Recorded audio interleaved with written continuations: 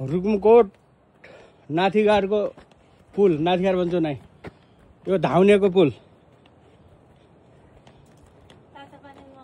तातो पानी नुहाउने भनेर जान लागेको।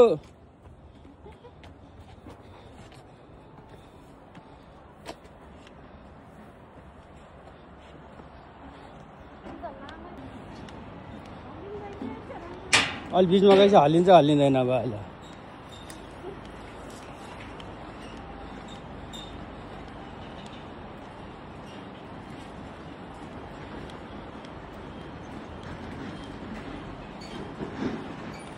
यो सानो भेरी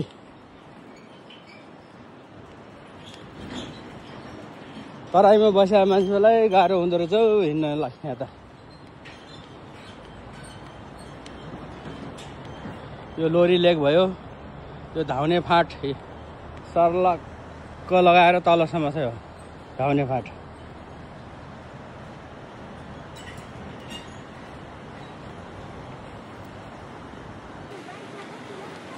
रुकुमकोटमा एक माट त तातो पानी भएको ठाउँ जाँदैछौँ। यो तातो पानी यता तलतिर पर्छ, त्यहीँ जाँदैछौँ हामीहरू।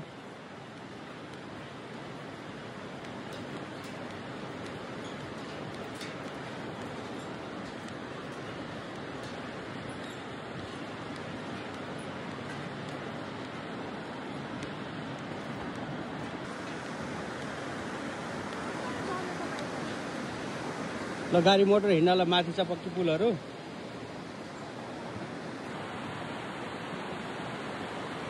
यो पक्की पुल यता भयो।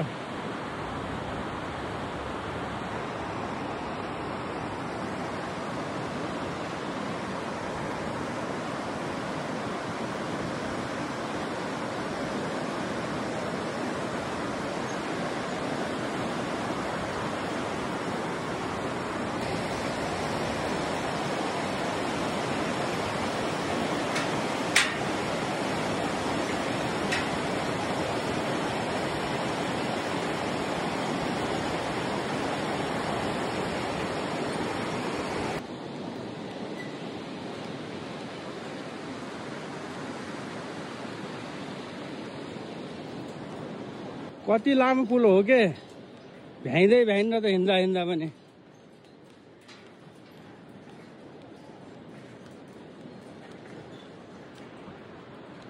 यो माथि देखिने सानो चुरे पहाड चाहिँ नै रुकुमकोटको भ्याली पर्छ। यहाँदेखि झन्नै 2-3 किलोमिटर पर्छ रुकुमकोट।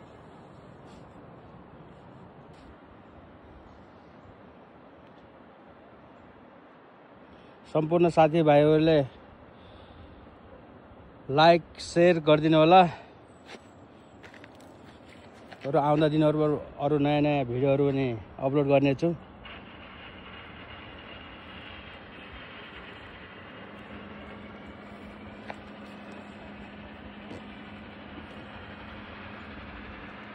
यतातिरको भेग चाहिँ भूपति शर्मा, महेश केसी पत्रकारज्यूहरूको गाउँ पर्यो। यता उता पाल्नापट्टि हाम्रो ठकुरी रुक्मे बाहुनथानेहरूको चाहिँ औलोबाङ पर्यो यतातिर यो भेग।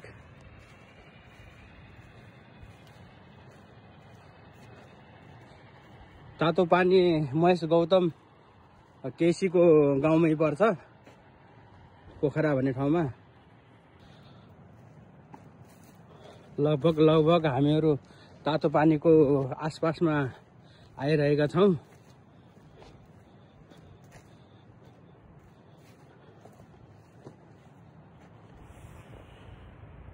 हेलो गाइस, रुक्मेली नेटवर्कबाट हामीहरू सञ्चालित छौँ।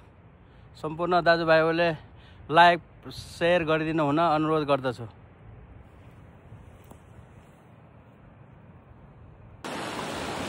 तातो पानी भएको ठाउँ